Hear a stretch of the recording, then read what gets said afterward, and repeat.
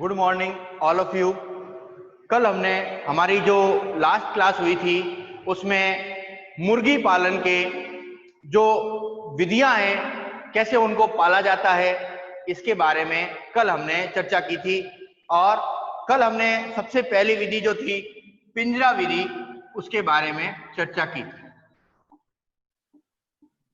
देखिए, पिंजरा विधि जो कल हमने टॉपिक पर चर्चा की थी उसमें मैंने ये बताया था कि मुर्गों को अलग अलग आकार के पिंजरे होते हैं, उनमें क्या होता है, रखा जाता है। अर्थात इसमें क्या है कि कम स्थान पर ही आवश्यकता से जितनी आवश्यकता है उतने ही क्या है मुर्गे और मुर्गियों को रखा जाता है। और कल हमने इसके पश्चात इनके लाभ पढ़े थे कि इनको रखने से क्या क्या लाभ होता है। तो सबसे पहला जो हमने लाभ बताया था वह था कि कम स्थान पर अधिक जीव। अर्थात चूंकि पिंजरों में रह रहे हैं तो हम देखते हैं कि एक पिंजरे की 10-10 कैपेसिटी है, तो एक के ऊपर एक रखकर, अर्थात एक पिंजरे का जो सेट है उसके ऊपर दूसरा, उसके ऊपर तीसरा, चौथा, पांचवा, तो ऐसे सेट रखकर भी क्या होता है, एक कम स्थान पर अधिक पक्षियों को रखा जा सकता है। अर्थात अलमारी की संरचना किस प्रकार होती है, एक rack, second rack, third rack, उसी प्रकार इन पिंजरों के ऊपर एक पिंजरा, फिर उसके ऊपर दूसरा, फिर तीसरा, चौथा, पांचवा, इस प्रकार इनको रखा जाता है। अब देखिए, सबसे बड़ी विशेषता क्या है कि कम स्थानों पर एक के ऊपर एक रख के पिंजरों को रखा जाता है, तो कम स्थानों पर अधिक जीवों को रखा जा सकता है। सबसे पहला बेनिफिट ये है। दूसरा क्या होता है कि जब कम स्थानों पर अधिक जीव रख रहे हैं तो क्या है कि स्थान कम है तो व्यक्तियों की आवश्यकता भी क्या होगी, कम होगी। अर्थात 2 से 4 व्यक्ति ही पूरे क्षेत्र में जितने भी पिंजरे हैं उनका निगरानी कर सकते हैं और क्या है उनकी देखभाल कर सकते हैं। थर्ड, क्योंकि जीव पिंजरों के अंदर है तो मांसाहारी जीव जैसे बिल्ली या कोई दूसरा जीव है वो इन मुर्गियों को खा भी नहीं सकता, क्योंकि खुला जो जीव होता है वहां तो क्या बिल्ली आसानी से इनको खा सकती है, लेकिन चूंकि ये पिंजरों के अंदर है तो दूसरे जो जीव होते हैं शिकारी, वह क्या है इनका शिकार नहीं कर सकते। तो ये भी क्या है इसकी एक मुख्य विशेषता होती है। और नेक्स्ट, रोग से बचाव।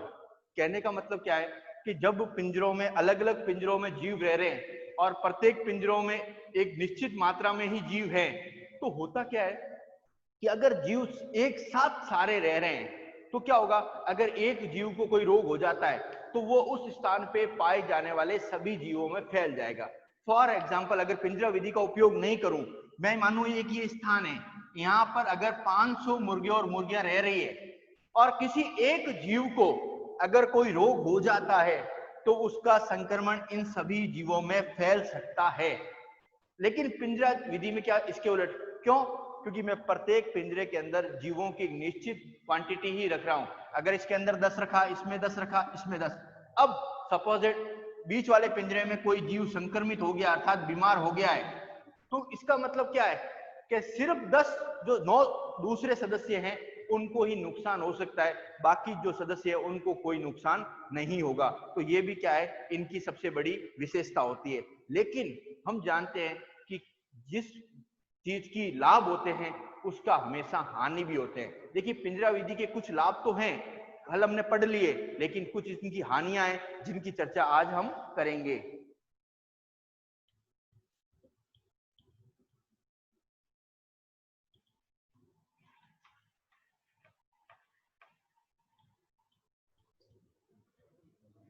सबसे पहला जो टॉपिक है वह है क्रैक व टूटे अंडे। क्रैक एवं टूटे अंडे, पिंजरा विधि के हानियां।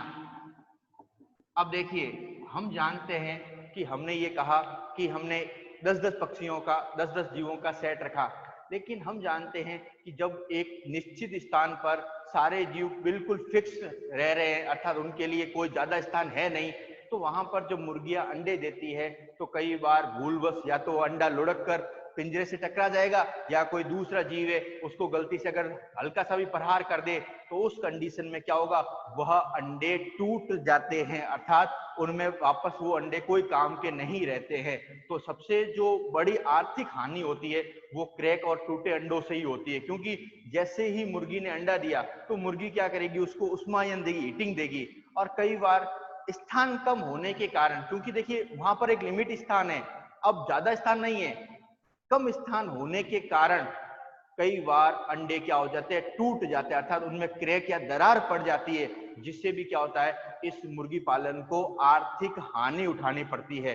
तो क्रैक और टूटे अंडों में क्या है कि किसी कारणवश, कोई भी कारण हो सकता है, देखिए कि कम स्थान कह दीजिए, या दूसरी मुर्गी ने गलती से उसके ऊपर प्रहार कर दिया गलती से, या कोई भी ठोकर टाइप लग गई, तो कोई भी कारण हो सकता है। तो किसी कारणवश अंडों के लुढ़कने के कारण उनमें दरार पड़ जाती है या टूट जाते हैं, जिससे भी क्या होता है, मुर्गी पालन को, देखिए अब हम जानते हैं कि जो मुर्गी पालन का जो व्यवसाय करते हैं उनके दो ही उत्पाद होते हैं, पहला तो होता है मांस और दूसरा अंडे। अब चूंकि अंडे बने हैं, तो अब अंडे ही अगर टूट जाएंगे तो उसके कंडीशन में उनको आर्थिक हानि उठानी पड़ती है। तो पिंजरा विधि का सबसे पहला जो नुकसान होता है वह होता है क्रैक और टूटे अंडे। दूसरा है हीट, गर्मी।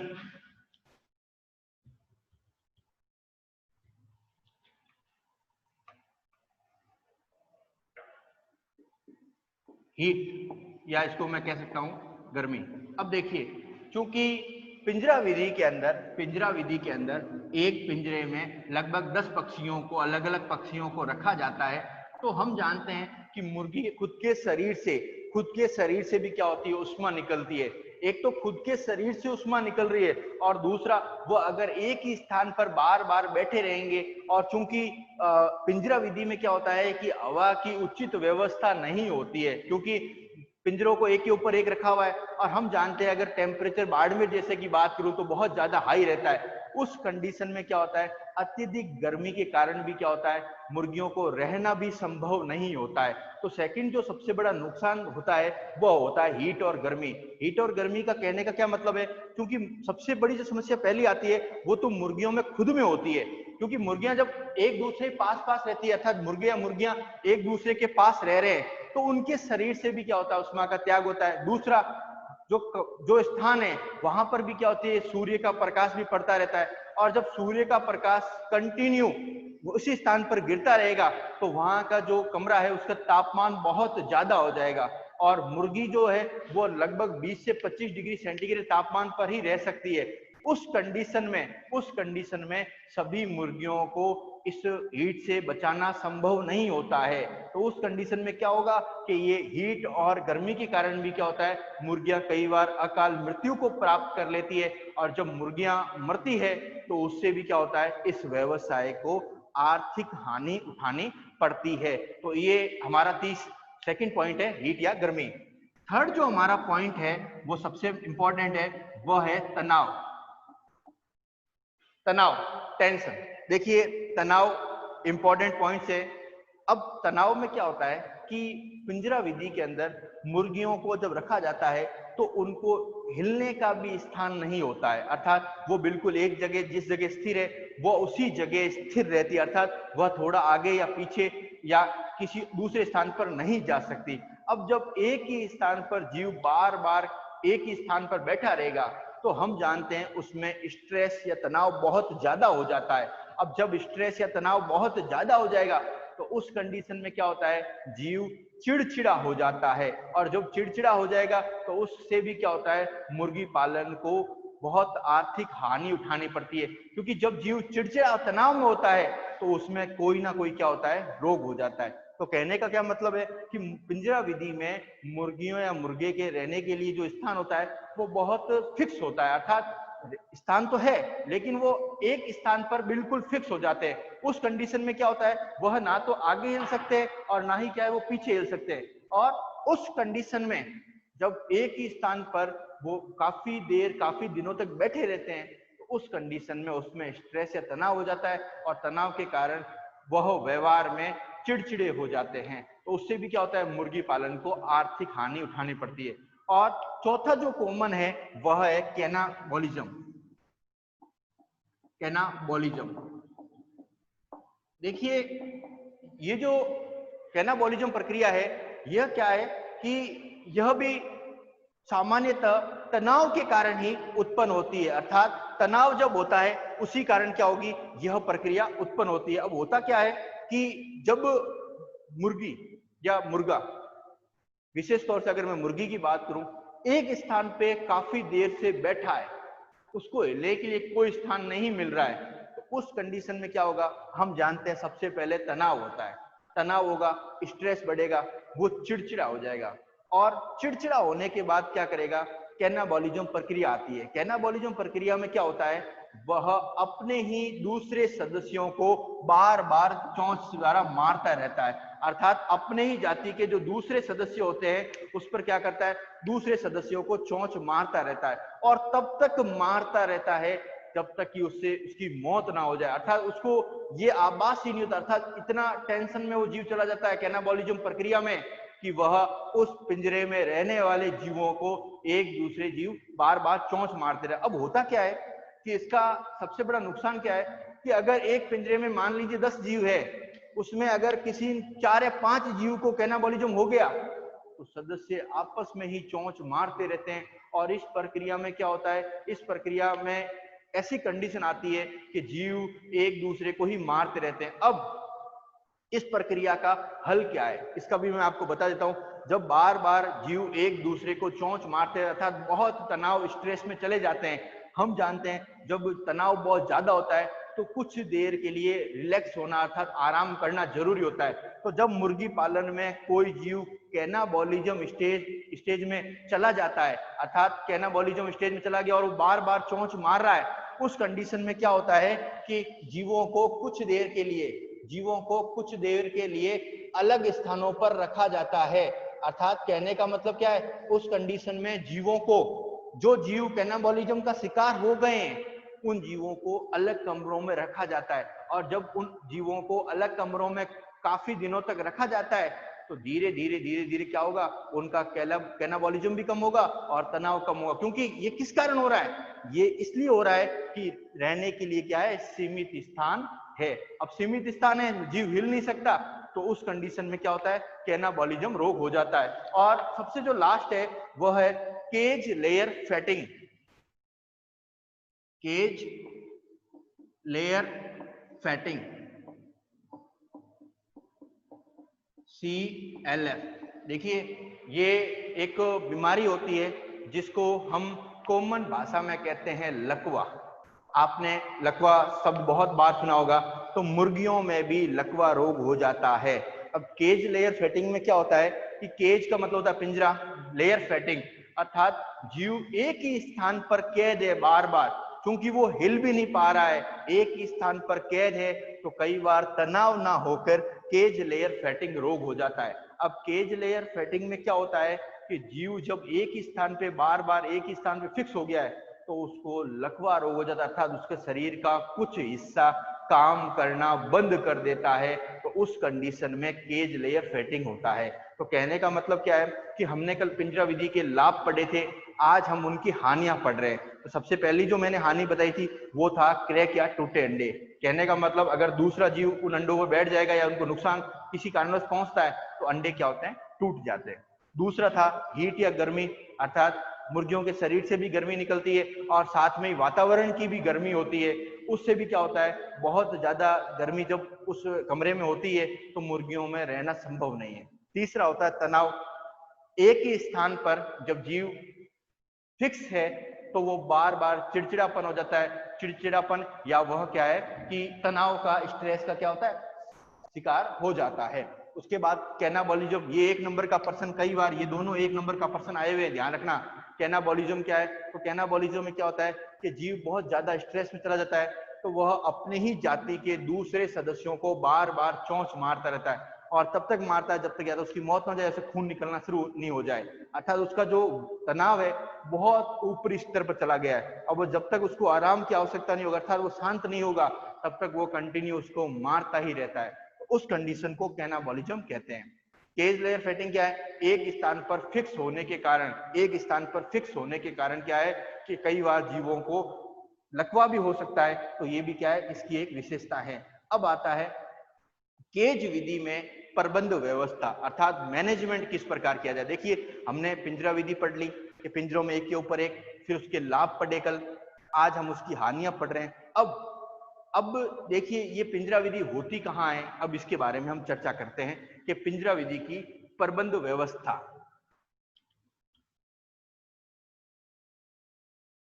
ये हमारे एक 3.5 का प्रश्न है कि पिंजरा विधि पर टिप्पणी लिखी, उसमें अपन को पिंजरा विधि, उसकी लाभ, उसकी हानियां और प्रबंध व्यवस्था ये अपन को सारे बताने हैं। ये एक 3.5 का प्रश्न आ रखा है अपने एग्जाम में।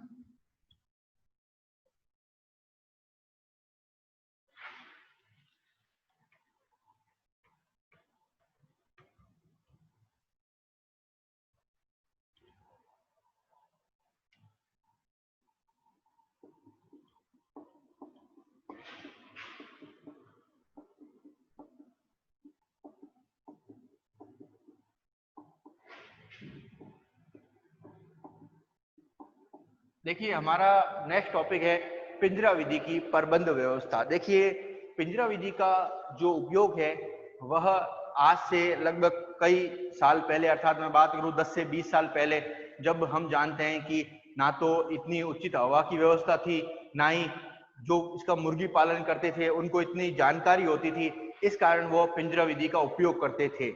आज के समय में देखिए जहां ऐसे क्षेत्र हैं, दूर दराज के इलाके, जहां उचित वातावरण उपलब्ध कराना, कहने का मतलब वहां सही कमरे बनाना, मुर्गियों को रखने के भोजन की व्यवस्था करना, उनको तेज गर्मी से बचाने की व्यवस्था करना, अगर जहां ऐसे साधन उपलब्ध नहीं हो पाते हैं उस कंडीशन में वहां के जो लोग हैं वो सामान्यतः क्या करते हैं, पिंजरा विधि को प्रयोग करते हैं। देखिए पिंजरा विधि सबसे कॉमन विधि है। इस विधि में क्या होता है कि अगर आपको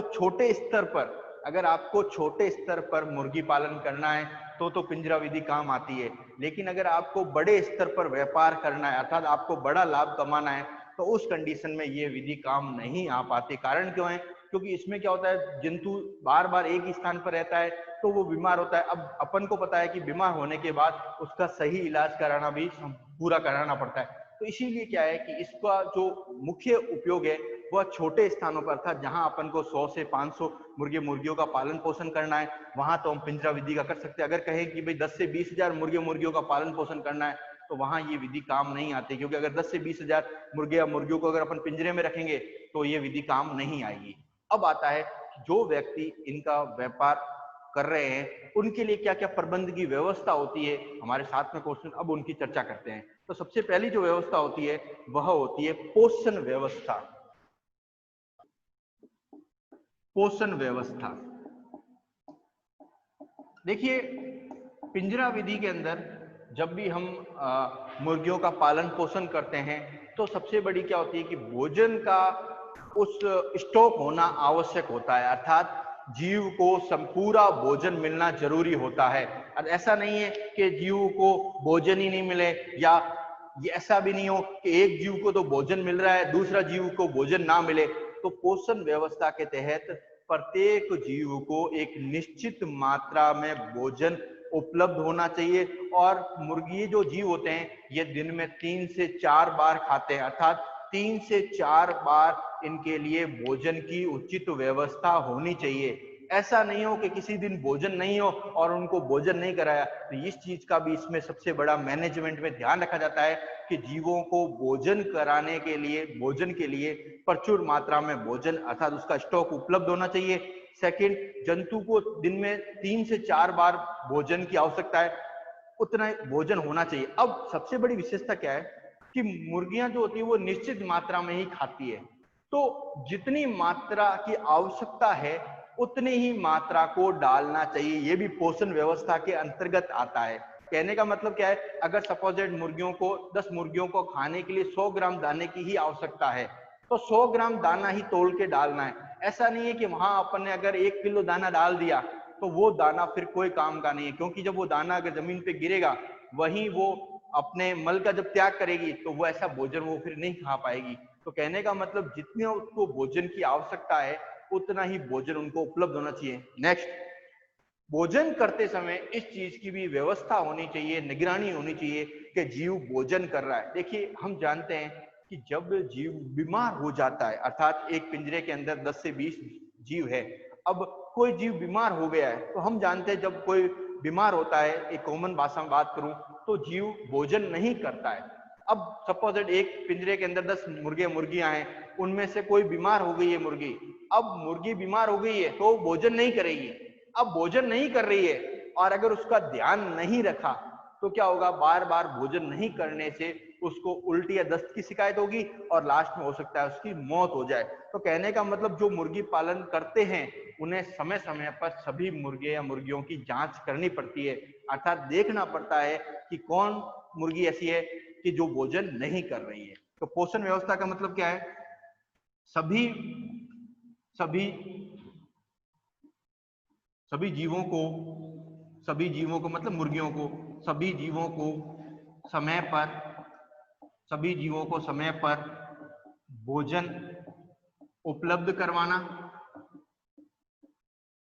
सभी जीवों को समय पर भोजन उपलब्ध करवाना, ये भी सबसे पहला पॉइंट है। दूसरी क्या विशेषता है, दिन में 3 से 4 बार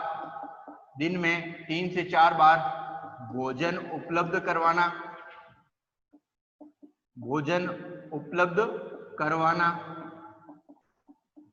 दिन में 3 से 4 बार क्या है, उनको खाने के लिए भोजन उपलब्ध कराना। देखिए अब एक ध्यान रखना, मैं आगे के टॉपिक में चर्चा करूंगा, मैं आपको भी कॉमन बात बता दूं, मुर्गियां को भी समय समय पर अलग अलग प्रकार का भोजन दिया जाता है, ये ध्यान रखिएगा, क्योंकि एक जीव को बार बार एक ही भोजन क्या है नहीं दिया जाता, इसीलिए इनको बार बार समय समय के अकॉर्डिंग अपन जब अगली क्लास में चर्चा करेंगे तो अपन ये जानेंगे कि इनको समय समय पर अलग अलग प्रकार का भोजन दिया जाता है, अर्थात इनकी डाइट प्लान होता है कि उतना ग्राम का ही भोजन इनको समय समय पर, अर्थात सोमवार को, मंगलवार एक, बुधवार गुरुवार एक, अर्थात अलग अलग प्रकार का भोजन दिया जाता है। नेक्स्ट, आवश्यकता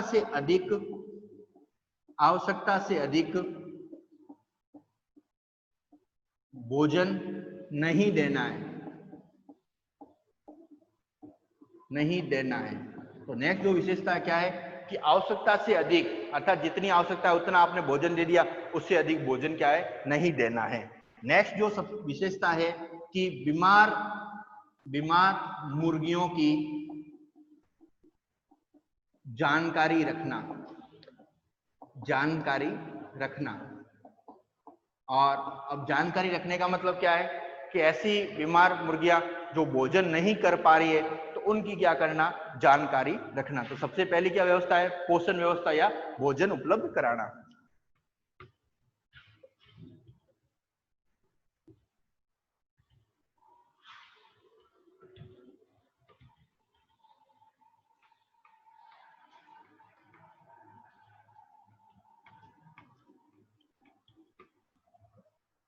सेकंड व्यवस्था है जल की व्यवस्था।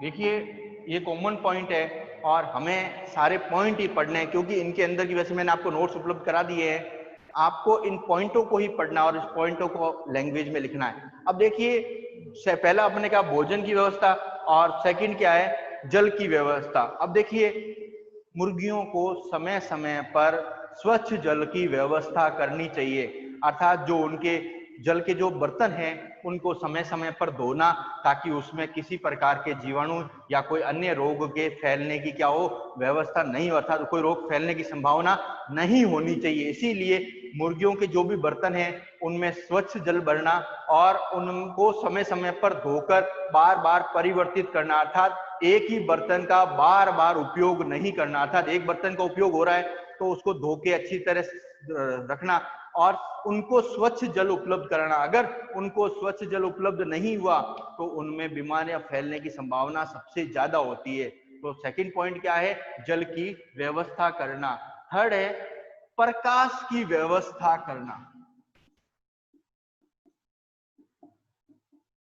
प्रकाश की व्यवस्था, अब देखिए मुर्गियों को लाइट या रोशनी की भी आवश्यकता होती है, अर्थात जिस जगह पिंजरों को रखा जाता है वहां प्रकाश उचित मात्रा में आना चाहिए।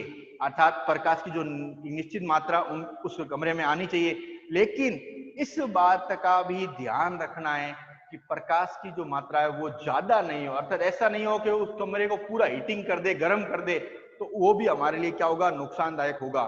तो कहने का मतलब प्रकाश की क्या हो, उचित व्यवस्था होनी चाहिए, और ज्यादा प्रकाश है वह क्या हो, वहां नहीं होना चाहिए। तो नेक्स्ट तो थर्ड विशेषता है प्रकाश की व्यवस्था। चौथा है अंडों को एकत्रित करना। अंडों को एकत्रित करना।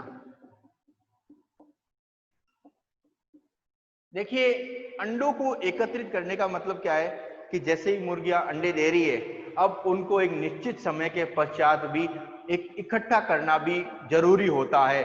अगर उन अंडों को एकत्रित नहीं किया, अगर अर्थात उन अंडों को एकत्रित नहीं कर पाए, तो क्या होगा कि अंडे हो सकता है टूट जाए, या हो सकता है कोई दूसरा जीव उसको नुकसान पहुंचा दे। तो उसके लिए भी क्या हो, अंडों को एकत्रित करने की भी व्यवस्था होनी चाहिए। नेक्स्ट है अनुभवी श्रमिक की आवश्यकता। अनुभवी श्रमिक की आवश्यकता।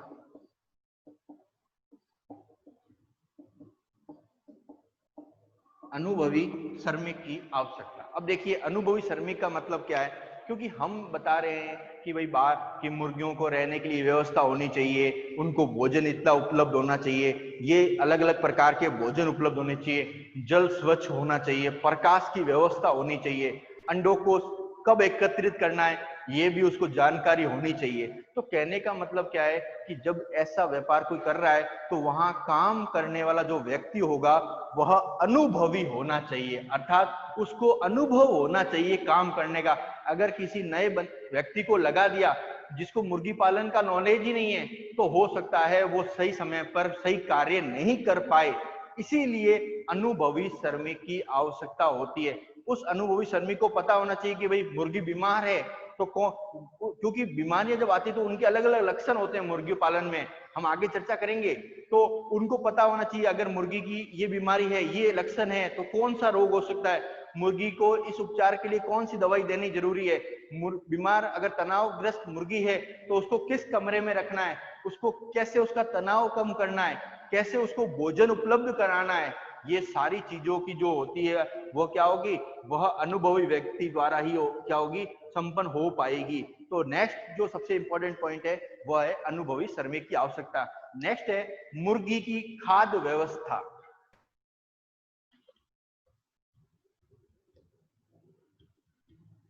आपकी वो प्रश्न है तो आप पूछते रहिएगा।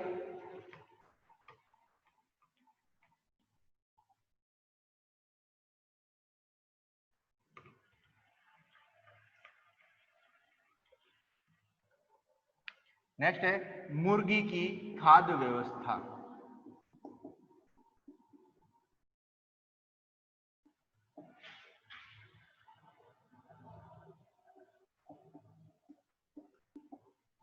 अब देखिए, मुर्गी जो होती है वह बीट का क्या करती है, त्याग करती है, और जब बीट इकट्ठी हो जाती है तो इस बीट को क्या है, सबसे पहले साफ किया जाता है, और इस बीट को खाद के रूप में, अर्थात इस बीट को खाद के रूप में क्या करते हैं, एकत्रित करते हैं। तो इससे भी क्या होता है, इस जो बीट है इसको क्या है, खाद के रूप में क्या कर रहे हैं, एकत्रित कर रहे हैं, और इसी बीट का हम दैनिक जो कृषि के रूप में जो उपयोग करते हैं वहां इसको खाद के रूप में क्या कर सकते हैं, इसका उपयोग कर सकते हैं। तो कहने का मतलब मुर्गी की जो बीट होती है उसकी समय समय पर सफाई करना भी जरूरी होता है। अगर बीट वहां पड़ी रहेगी तो क्या होगा, बीमारी फैलने की संभावना ज्यादा होती है। अर्थात उस खाद को इकट्ठा करके, उस खाद को इकट्ठा करके, उस बीट को इकट्ठा करके उसको खाद के रूप में उपयोग में लाया जा सकता है। तो सेकंड जो सबसे बड़ी इसकी जो लास्ट विशेषता है वह है कि खाद के रूप में। अब पहली जो विधि थी पिंजरा विधि, वह क्या होगी, पूर्ण होती है। अब ये तो थी पुरानी विधि, जिसको आज की भाषा में हम कह सकते हैं देसी मेथड, अर्थात जहां हमें मुर्गियों का जो पालन है वह कम करना हो। लेकिन सेकंड जो विधि है वह होती है डीप लीटर विधि। यह आज की आधुनिक विधि है, डीप लीटर विधि।